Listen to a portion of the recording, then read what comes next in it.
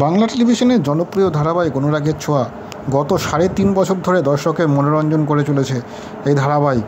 সবচেয়ে বড় কথা, অনুরাগের ছোঁয়ার সিজন 2 আসছে, অর্থাৎ নতুন সিজন আসতে চলেছে কোনো ধারাবাহিকের।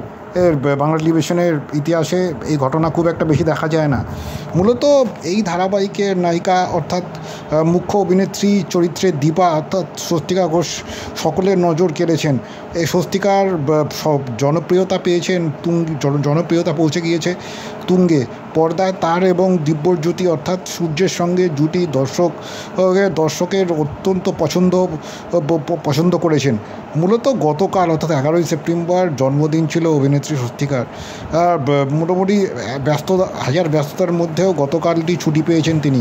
কিভাবে উদযাপন করলেন এই জন্মদিন দীপা অর্থাৎ অভিনেত্রী স্বস্তিকা, তিনি সম্প্রতি স্বস্তিকা জানিয়েছেন এই বিষয়ে সংবাদ মাধ্যমকে। বহুদিন পরে একটা ছুটি পেয়েছেন তিনি।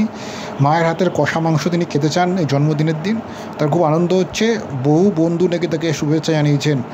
মূলত সবচেয়ে বড় কথা, স্বস্তিকাকে শুভেচ্ছা জানিয়েছেন অনুরাগের ছোঁয়ারই আরেক অভিনেত্রী অহনা দত্ত অর্থাৎ পর্দার মিশকা।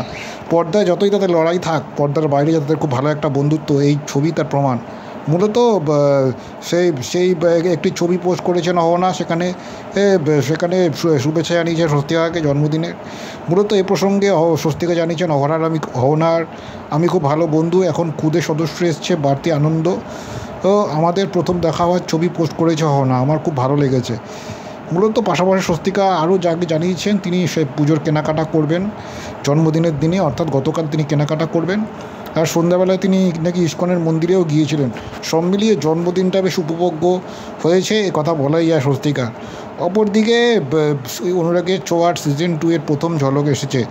ইতিমধ্যেই স্বস্তিকার যে চরিত্রটি দীপা থেকে সুদীপা হয়েছে আবার নতুন রূপে তিনি ধরা দেবেন এই অনুরাগের সিজন 2-তে মূলত।